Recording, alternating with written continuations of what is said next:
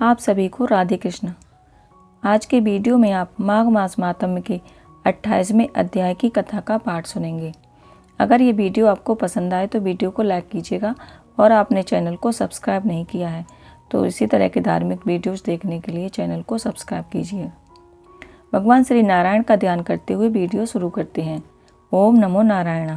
वशिष्ठ जी कहने लगे कि हे राजा दिलीप, बहुत से जनसमूह आच्छोत सरोवर में स्नान करके सुखपूर्वक मोक्ष को प्राप्त हो गए। तब लोमस ऋषि कहने लगे कि संसार रूपी इस तीर्थ में सबको श्रद्धा पूर्वक देखो। यहाँ पर 33 कोटि देवता आकर आनंद पूर्वक रहते हैं। यह अक्षय वट है जिसकी जड़ें पाताल तक गई हैं। और मार्कंडेय ऋषि कहते हैं कि प्रलय के समय भगवान इसी अक्षय वट का आश्रय लेते हैं। यही शिवजी की प्रिय भगवती भागीरथी है जिसकी सिद्ध लोग सेवा करते हैं। यह गंगा स्वर्ग के हेतु पताका है। इसका जल पीकर मनुष्य मुक्त हो जाते हैं। हे मुनि, सभी प्राणी इस नदी को यमुना से मिली हुई पाते हैं। इसका संगम बड़े पुण्य से प्राप्त होता है।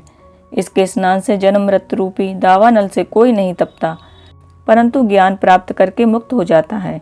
यहाँ पर स्नान करने से सभी प्राणी बिना ज्ञान के भी मुक्त हो जाते हैं। इसीलिए ब्रह्मा जी ने यहाँ पर यज्ञ करने की इच्छा प्रकट की थी। इसी संगम में भगवान विष्णु ने स्त्री प्राप्ति की इच्छा से स्नान करके लक्ष्मी जी को प्राप्त किया था। यहाँ पर श्री त्रिशूलधारी शिव जी ने त्रिपुर दैत्य को मारा था और प्राचीन काल में उर्वशी स्वर्ग से गिरी थी। यहाँ पर ही उसके स्नान करने से नहुस कुल के राजा अयाति ने वंशधर पुत्र को प्राप्त किया था। यहाँ पर इंद्र ने प्राचीन काल में धन की इच्छा से स्नान किया था और माया से कुबेर के सब धन को प्राप्त किया था। इसी क्षेत्र में तपस्या करके श्री भारद्वाज जी सप्त ऋषियों में सम्मिलित हुए थे। जिन्होंने भी यहाँ स्नान किया सबको स्वर्ग की प्राप्ति हुई। इसलिए हमारे विचार से तुम त्रिवेणी में स्नान करो। इस स्नान से पहले किए हुए तुम्हारे सब पाप नष्ट हो जाएंगे और संपूर्ण वैभवों को प्राप्त हो जाओगे।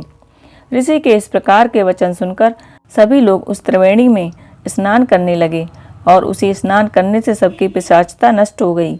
साप से मुक्त होकर उन्होंने शरीर धारण कर लिया। वेद निधि ने अपनी संतान को देखकर प्रसन्नचित्त होकर लोमस ऋषि को संतुष्ट किया और कहा कि आपके अनुग्रह से ही श्राप से विमुक्त हुए हैं। अब आप इन बालकों के योग्य धर्म को कहिए।